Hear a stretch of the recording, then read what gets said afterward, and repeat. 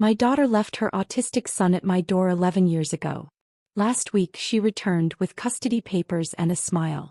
Before we continue, please tell me where you're watching from in the comments and subscribe to the Voices of Auntie Etta channel. We're a community that believes our best chapters can still be ahead of us. My name is Vivian. I am 68 years old and I have learned that certain sounds can change a life. A doorbell at 7:42 p.m. on a wet Friday. A refrigerator's hum that is too loud for small ears. The static click of a heater switching on and turning a calm moment into a storm. Little sounds that other people forget. I don't forget anymore. It was November 2014 when Rachel pulled into my driveway without calling. The porch light threw a soft circle onto the wet concrete. She stood in it, hair pulled back, eyes glassy, one hand on a little boy's shoulder and the other gripping a backpack that was far too light to be any kind of plan. The boy rocked on his heels, heel to toe, eyes fixed on the porch floorboards like they were the only safe land left on earth. "Just for the weekend, Mom," she said. "I need a break. I'll come Sunday. I promise." I opened my mouth to ask the right questions. What does he eat? What time does he sleep? What soothes him when the world gets loud? But she was already backing toward the car. "Rachel," I said, "what's his favorite?" "I'll call you," she said, and then she wasn't there. Red tail lights slid down the street and disappeared around the corner. The night got bigger. The boy kept rocking. He was 5. I had seen him once or twice a year, never long enough to learn his rhythms. His name was Ethan. His hands covered his ears even though the neighborhood was quiet. "Hi, sweetheart," I said softly. "Do you want to come inside?" He didn't look at me. He didn't move. Heel-toe. Heel-toe. I waited. Waiting turned out to be the first thing he ever needed from me. After a minute he slipped past my hip into the living room, and folded himself into the corner by the bookshelf like he could hide inside the geometry of the wall. The refrigerator hummed. He flinched. The heater clicked. He pressed his palms harder over his ears. I crossed the kitchen in slow motion, unplugged the humming magnets of ordinary life. The house sighed into a softer quiet. "Are you hungry?" I asked. "Nothing." "Thirsty?" The rocking got faster. I poured water into the yellow plastic cup I kept for rare visits, the one I'd chosen years ago because it seemed cheerful. I set it on the floor at arm's length from him and sat on the couch, my hands folded in my lap like I was the student now and the room was the teacher. He looked at the cup, then back at the wall. A minute passed. Maybe 5. He reached out, nudged the cup until the light caught the rim just so, and left it where it was. "Not ready." "Understood." Dinner was chicken nuggets because Rachel once told me that was what he ate. He turned his whole body away from the plate. "Pasta, no. Sandwich, no. Crackers. 3, exactly 3, yes." Bedtime was a battlefield conducted in whispers and retreat. The toothbrush felt like a siren in his mouth. The blanket felt like fire. I left the blanket at the foot of the bed and backed out of the doorway, my hands open, my voice quiet. All night I heard a small, steady hum from his room. It wasn't a cry. It was an anchor. He used it to stay. Saturday morning I called Rachel. Voicemail. I called again that afternoon. Voicemail. "Honey, call me," I said, keeping my voice bright like an umbrella. "Tell me what he eats. Tell me what time he sleeps." The umbrella never opened. By Monday the weekend was a rumor. I took Ethan to the pediatrician and sat on the paper-covered table with my purse clenched in my lap. The doctor was kind. "He's on the spectrum," she said gently. "You should schedule a full evaluation and get him into services. Speech, occupational therapy, behavioral support." "His mother was supposed to handle that," I said. "Then you're handling it now." I nodded like she had handed me a list for the grocery store. Milk, eggs, toast cut corner to corner. Speech therapy Tuesday at 3. Occupational therapy Thursday at 10. Behavioral therapy Fridays at 9:30. I wrote it in my planner like I had written lesson plans for 35 years. Routine became my religion. Breakfast the same every morning. The same route to the clinic. The same grocery aisle, the same checkout lane, the same cashier if possible. The world was a maze and the only way through was to draw the same line every time. 2 weeks after he arrived, I woke before dawn to find him on the living room rug with a bin of die-cast cars. He had arranged them in a perfect line from red to yellow to green to blue, but the order wasn't just color. It was shade, each car one step subtler than the last. I had to squint to see the difference. "That's amazing, Ethan," I said. He didn't look at me. His hand hovered over a pair of oranges until one of them told him where it belonged. He set it down and the whole row seemed to exhale. I didn't clap. I didn't move. I learned to praise like a dot in the margin instead of a trumpet in the hall. December came. No call. I put sugar cookies in the oven on Christmas Eve and watched through the window while snow thought about becoming snow. The phone rang. I snatched it up, heat flushing my face. Mom, Rachel said as if the word didn't mean anything. When are you coming? I asked. He needs you. I can't do this anymore. What? He's yours. The timer beeped. The smell of sugar turned dark. Rachel. The line went dead. I took the cookies out and black moons smoked in the cold kitchen air. I sat down on the floor and forgot how to stand back up. A shadow moved at the doorway. Ethan, small and solemn, walked to the counter, lifted the yellow cup and set it beside me on the tile. He didn't touch me. He didn't look at me. He turned and went back to his corner. I cried until the refrigerator hummed me back into a person.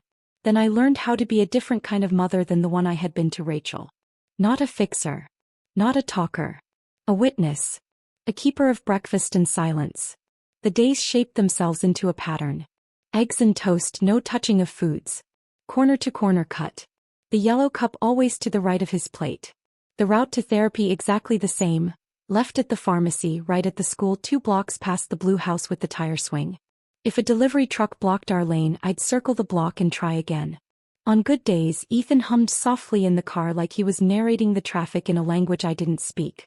On bad days, he pressed his palms to his ears and I whispered, "We're almost there, sweetheart." Same path. Same path. He started keeping notebooks from the dollar store. At first they were filled with circles and lines and tick marks that looked like rain standing still. Then when he turned 7, the marks became letters. Then words. Toast. Home. When he was 8, one morning in the spring, I was at the stove when he looked down at his page and said very quietly, "Why did Mom leave?" The spatula clattered against the pan. I sat across from him, the question swelling like a bruise. "She said she couldn't handle it," I said. It wasn't the whole story and it wasn't the kind of answer a child should need, but it was true. I have learned that true is a kind of kindness even when it hurts. He nodded once, wrote something and went back to his list. I excused myself to the bathroom and cried into a towel because the sound of a human cry is sometimes too jagged for the rooms he can tolerate. School noticed him like a problem notices a solution it doesn't understand. "He's bright," the teacher said, "but he won't join circle time. He covers his ears during music. He doesn't make enough eye contact." I printed progress notes and brought therapy assessments and spelled out the law on a page with a yellow highlighter. Least restrictive environment. Supports and accommodations. I was polite until polite stopped being heard. Then I was precise. Noise-canceling headphones can be purchased. Dignity cannot. At home, I organized every report card, every appointment slip, every calendar page into binders with tabs. Medical, educational, therapy, legal. Ethan watched me sort papers the way he'd watched the colors of the cars. "These should be by date," he said finally, tapping the therapy section with his pencil eraser. Then by type. "Speech apart from OT. OT apart from behavior." "You're right," I said, and he rearranged the whole book in 10 minutes with a clarity that made me feel like I had been walking around with my glasses off for years. Some nights, after dinner at the exact same time, he stood on a chair to scan pages into a hand-me-down tablet. "Why?" I asked. "So nothing gets lost," he said. He didn't just scan. He labeled, cross-referenced, added little numeric fingerprints to files the way other boys learned to juggle soccer balls. I didn't understand the code behind it, only that my grandson believed in a world where truth could be kept if you tucked it in properly. By the end of that first year together, the chaos of the house had thinned into something that looked like a life. He ate without pushing the plate away. He slept with the blanket near his feet instead of across the room. He learned that my good night from the doorway was a promise I'd keep. I learned that having the same cup in the same place at every meal isn't small when your brain needs an anchor. One night, when the snow had melted into gray lace along the curb and the evenings stretched a little later, I took out my planner to copy appointments onto the next month's page. Ethan slid a fresh notebook onto the table. "A new one," I said. "What will this one be for?" "Dates," he answered without looking up. "So people can't change them later." "What people?" I asked. He didn't answer. He didn't have to. Somewhere inside that careful quiet, my grandson was building a defense against a future he already sensed. I tucked him in with the blanket at his feet and the night light on low. He hummed, a softer sound than the first week, and I stood in the doorway long after the hum settled into breath. On the counter, the yellow cup waited where he always left it. I washed it by hand and set it on the drying rack to catch the morning light the way he liked. You can map a life with ordinary objects if you're paying attention. A notebook. A line of cars arranged from warm to cool like a weather front. Years later, people would ask me when the story really began. Was it the day Rachel drove away or the day a judge asked my grandson if he wished to speak? I think it began here. In the soft click of a switch turned off before it could be too loud, in the decision to cut toast diagonally, in the choice to wait at a threshold until a little boy could cross it without shattering. 11 years after that porch light night, the doorbell rang again. The rhythm of our house, eggs, toast, yellow cup, same route, same seat, was steady enough to feel like grace. I wiped my hands on a towel and opened the door. Rachel stood there in expensive softness, a lawyer beside her with a briefcase that looked like it had never been set on a real kitchen table. Her smile didn't reach her eyes. "Hi, Mom," she said. "We're here to discuss custody and financial guardianship." Behind me, Ethan's chair scraped back from the table. He stepped into the hall, shoulders square, face still as water. He didn't blink. He didn't flinch. "Come in," he said. I felt the world tilt, not the way it tilts when you fall, but the way it tilts when someone quietly moves the center of gravity. I didn't know it yet, but the little boy who once could not bear the refrigerator's hum had grown into a young man who could make a courtroom listen. Routine saved us. Or maybe it saved me. Every morning began with the same quiet choreography. Scrambled eggs, toast cut corner to corner, and the yellow cup placed to Ethan's right. If I set it on the left, he'd freeze. So I stopped making mistakes. At first I called it structure. Later I realized it was language. One Ethan understood better than words. He didn't need me to talk. He needed me to stay the same. Winter blurred into spring. Rachel never called again. Her last words, "He's yours," replayed in my head every time I folded Ethan's tiny t-shirts or filled out another therapy form. I didn't know if she'd moved away, or if she was somewhere pretending she didn't have a child. So I built a world where he didn't need her. Ethan's progress didn't come in leaps. It came in decimals, tiny changes you'd miss if you blinked. He started eating full meals. Still quiet but steady. He began tolerating the sound of the heater if I turned it on while he was already humming. He'd sit beside me during breakfast, eyes fixed on the toaster's glow, waiting for the click. Every click was proof that the world still followed its rules. One morning I placed a small note beside his plate. It said, "Good morning." He looked at it for a long time, then reached for his pencil and wrote beneath it, "Morning good." I smiled.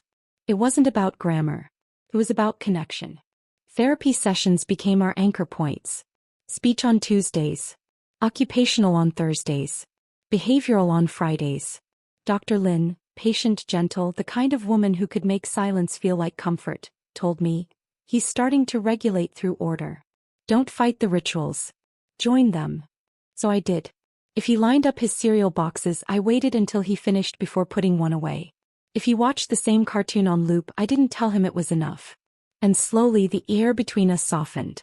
By the time Ethan turned 6, he'd begun noticing details no one else did. At the grocery store, he pointed out that one barcode didn't match the shelf tag. In the car, he said, "The red light on Maple stays longer than the one on Birch." He wasn't guessing, he was right every time. His mind mapped patterns the way my heart mapped worry. And for the first time I realized he wasn't behind. He was ahead, just on a road no one else could see. That summer he became fascinated with notebooks. At first it was simple doodles, circles and tick marks. Then symbols. Then numbers. I asked, "What are you writing?" He didn't look up. "Keeping track." "Of what?" He paused. "Everything." I didn't understand, but I let him. He'd fill pages with dates, short words, tiny codes only he could read. And every night before bed he stacked the notebooks in perfect symmetry on his desk, proof in his language that the day had existed. It was on his 7th birthday that I realized how far we'd come. I made the same vanilla cake as every year, cut the same way, placed the same yellow cup beside it. He looked at the candle, not at me, and whispered, 1 more year. I almost didn't catch it. But I did. He blew out the candle without flinching. No screaming, no covering ears. Just breath, calm and controlled. I cried quietly, pretending it was because of the smoke. That night, I found him sitting on the living room floor surrounded by open notebooks. "What are you doing, sweetheart?" He didn't look up. "Organizing." "Organizing what?" "Days," he said. I sat beside him. "Why?" "So they don't disappear." The sentence was simple, but it hollowed me out. Because he was right. Days do disappear when no one remembers them. And somewhere deep down, I think he already knew that one day someone might try to rewrite his story, and he was quietly preparing for it. Sometimes love doesn't look like hugs or laughter. Sometimes it looks like counting light switches before bed, or arranging notebooks by color, or whispering same route every morning. Love for us was proof that things stayed. I didn't know it then, but Ethan was already building his own kind of truth, one that couldn't be erased or rewritten. And one day that truth would protect us both. By the time Ethan turned 8, our world ran on small certainties. Exit 7, toast corner to corner, the same road to therapy, the same yellow cup. Consistency was our currency. But there was something else growing quietly between the routines. A pattern I didn't recognize until it had already taken root. It began with paper. Ethan wanted to help me organize the thick binders I'd kept from school meetings and therapy sessions. They were stacked high in my study, color-coded by year. He asked if he could fix them. "Fix what?" I asked. "The order," he said. "Dates are mixed." I watched as he spread the pages across the table. His fingers moved like a metronome, not frantic, not slow, just exact. He sorted by date, then by topic, then by name of whoever had signed the report. It was cleaner than anything I'd done in 35 years of teaching. When he finished, he turned the final page and said simply, "Now it makes sense." From then on, documents became his favorite language. He started scanning every page into his tablet. Each file had a title, a number, and a little symbol he'd invented. "What does that mean?" I asked one night, pointing to a small square he'd drawn in the corner of each file. "It shows if something changed," he said. "How can you tell?" "I just can." He wasn't guessing. Even then, I think he was teaching himself to read truth. Not words, but patterns of honesty. At school, the world was less kind. His teacher, Mrs. Brennan, said he was uncooperative. He didn't join group work, didn't look at his classmates. "He's bright," she told me during a conference, "but he refuses to socialize." I folded my hands on the table. "He's not refusing. He's surviving." She blinked as if I'd spoken another language. Maybe I had. That night, Ethan asked why people wanted him to talk more. "Because they don't understand quiet yet," I said. He thought for a moment. "Then they should learn." We built a ritual of proof at home. Every test paper, every doctor note, every receipt went into his binder. He labeled them with dates and codes. If a teacher said he hadn't turned in homework, he'd open the binder and show the time-stamped copy. He didn't argue. He just presented evidence. It became his armor. When he was 9, he brought me his newest project. A spreadsheet with columns labeled time, place, action, witness. "What is this for?" I asked. "So no one can say something happened when it didn't." It scared me a little how sure he was. Most children his age wanted superheroes. Ethan wanted accuracy. He had one friend, a boy named Marcus from therapy group. Marcus was verbal but anxious, always chewing the drawstring of his hoodie. They never played the way other kids did. They sat side by side, drawing diagrams and comparing patterns in clouds. After one session, I heard Marcus ask, "Why do you write everything down?" Ethan answered, "Because memory lies." Marcus didn't reply. He just nodded like he understood. By 10, Ethan had built what he called his timeline. It wasn't a diary, it was a record. Every day had a page. What he ate. Who he saw. What time the mail arrived. He even logged the temperature because weather changes prove the day is real. Sometimes I teased, "You're going to need a warehouse for all this." He looked up from his screen. "No. I'll make space that never runs out." I didn't know he meant digital space. I didn't know he'd already started writing code. That winter, I found him awake at midnight, tapping at my old laptop. "Can't sleep?" I asked. "I'm trying to teach the computer how to remember," he said without looking up. "Remember what?" "Everything." I stood there watching the reflection of code scroll across his glasses, and felt something strange, pride and fear braided together. He was creating something bigger than I could understand. Something born from years of silence, patterns and proof. When Rachel called the last time, a single ring, no voicemail, Ethan didn't even look up from his notebook. "Was that her?" he asked. "Yes." "Do you want to answer?" I hesitated. "No."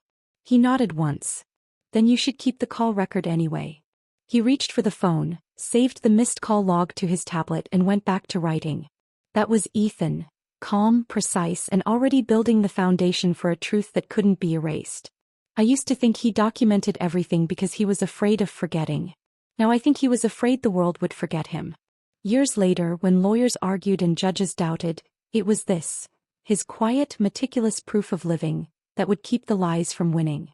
But back then, in that small kitchen with the yellow cup drying by the sink, I only knew that my grandson was learning how to make truth visible. And he was teaching me how to do the same. By the time Ethan turned 12, the notebooks had multiplied.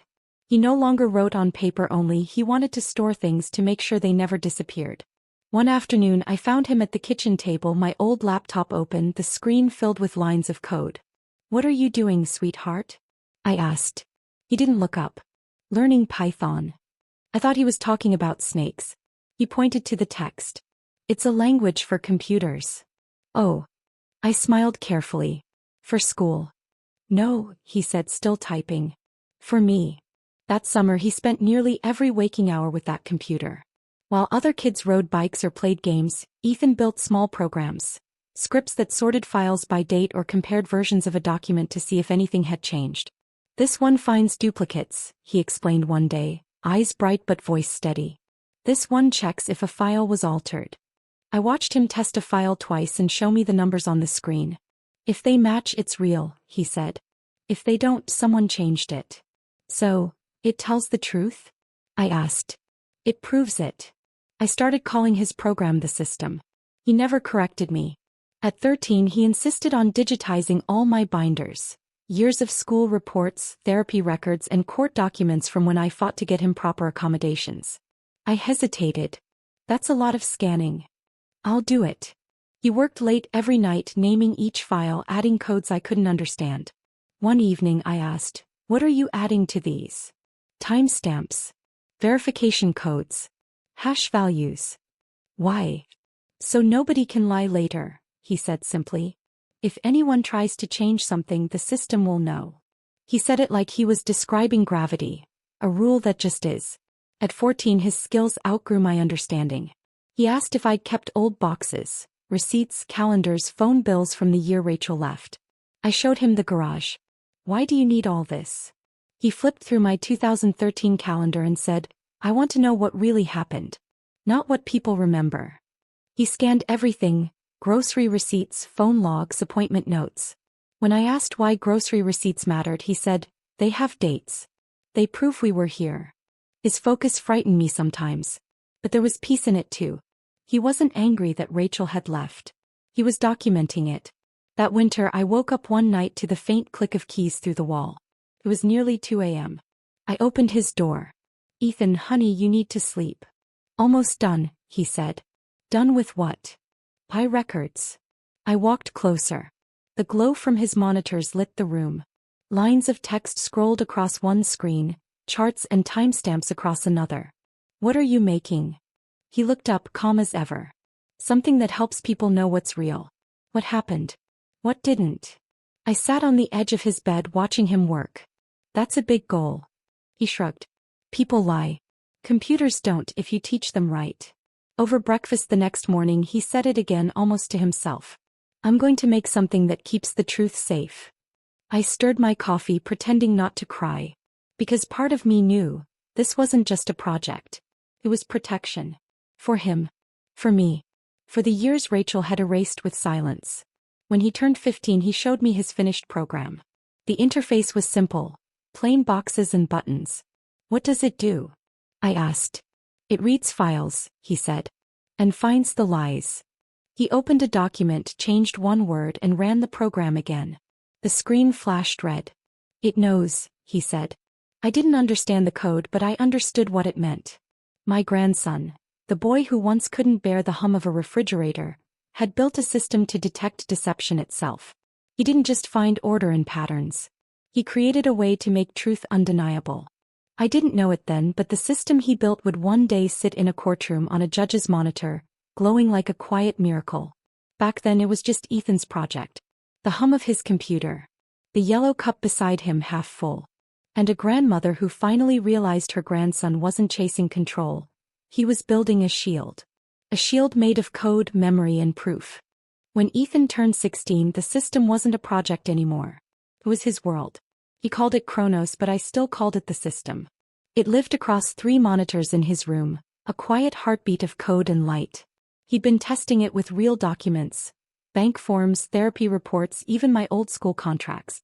One evening he said, "It works on anything written, not just ours." He ran a random PDF he'd found online and showed me how Kronos revealed invisible fingerprints, timestamps, digital signatures, every trace of editing. I didn't understand half of it, but I knew it was something extraordinary. Then one morning in March I walked into the kitchen and saw him sitting at the table, staring at his screen like he was waiting for something to happen. "What's wrong?" I asked. "I just sold it," he said. I blinked. "Sold what?" "Kronos. The whole program." "To who?" "Anderson Security. They're paying $4.5 million. I had to hold the counter to steady myself. I'd worked 35 years as a teacher and never earned even a tenth of that. "For $1 million. He nodded, calm as if he'd said $4. "They're sending the contracts today. I already have a lawyer checking them." "What lawyer?" "James Nakamura. I researched him. He's good." He said it so matter-of-factly, like this was normal, like 16-year-olds sold software for millions every day. When the transaction went through, Ethan didn't celebrate. He didn't buy new clothes or gadgets or even order takeout. He just moved on to the next step, organizing his financial records, listing every contract clause, every royalty condition. I asked him, "Aren't you excited?" He looked at me, expression steady. "It's not about excitement. It's proof the system works." Proof. That word again. It had followed us for years. A week later, the local news got wind of the story. Local teen builds $1 million verification software. A reporter named Kate came to the house with a camera crew. I didn't want them filming, but Ethan said yes. He sat at his desk, hands folded, explaining Kronos with the same calm voice he used when describing breakfast routines. "It helps people know if documents are real," he said. "It finds what's fake." The reporter smiled too brightly. "That's very inspiring. What made you want to build this?" Ethan's gaze didn't waver. "Because people lie. I wanted to make something that doesn't." There was silence on set. Kate's smile faltered. That night the segment aired. 2 minutes of footage, dramatic music, and Ethan's quote echoing at the end. "Because people lie." The video spread fast. Everyone at the grocery store, the pharmacy, the post office wanted to talk about my grandson, the genius. But I noticed something different about him after that. He was quiet in a new way. Not distant, just watchful. He'd sit by the window, yellow cup beside him, fingers tracing invisible lines on the glass. "You okay?" I'd ask. "Yes," he'd say. But it wasn't true. I didn't realize then what he was waiting for. 2 weeks later, the doorbell rang. It was a Tuesday afternoon. Clear skies, the smell of lemon cleaner still in the air. When I opened the door, I froze. Rachel stood there. Her hair styled, her clothes expensive, her smile sharp. Beside her was a man in a dark suit, carrying a leather briefcase. "Hi, Mom," she said softly, like we'd just spoken yesterday. My throat tightened. "Rachel." She looked past me into the house. "Where's Ethan?" Before I could answer, he appeared in the hallway. Taller now, shoulders steady, face unreadable. The man cleared his throat. "Mrs. Cooper, I'm Stephen Walsh, representing Ms. Rachel Cooper. We're here to discuss custody and financial guardianship." My stomach dropped. "Custody?" Rachel nodded. "He's still a minor, Mom. I never terminated parental rights. I just stepped back until I could handle things." Ethan's voice was calm. "You left when I was 5. Rachel's eyes flickered. "I was struggling then. But I'm his mother and I'm ready to take responsibility. especially with all this attention. He needs guidance. Walsh opened his briefcase, laying out documents that looked horrifyingly official. Custody claims, notarized signatures, even alleged proof of financial support. These show Ms. Cooper maintained parental rights and contributed to her son's care, he said smoothly. I felt my knees weaken.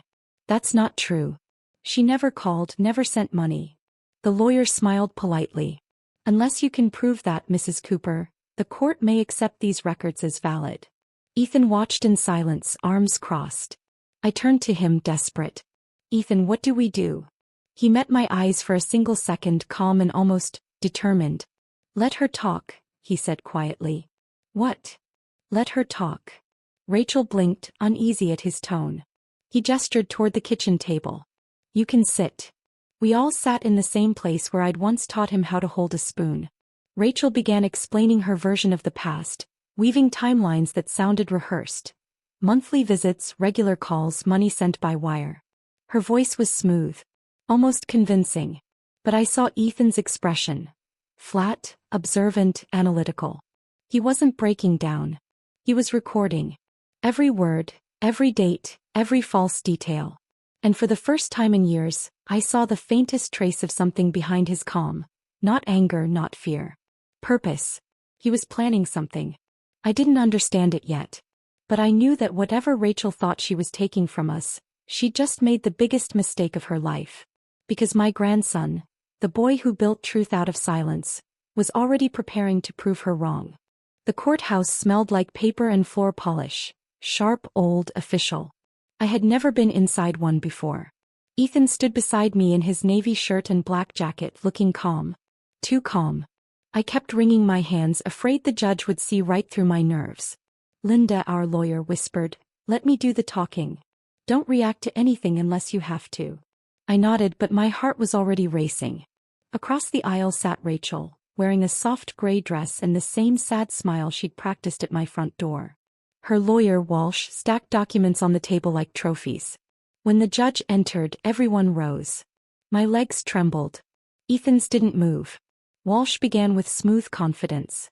Your Honor, my client, Ms. Rachel Cooper, has maintained consistent involvement in her son's life despite personal challenges.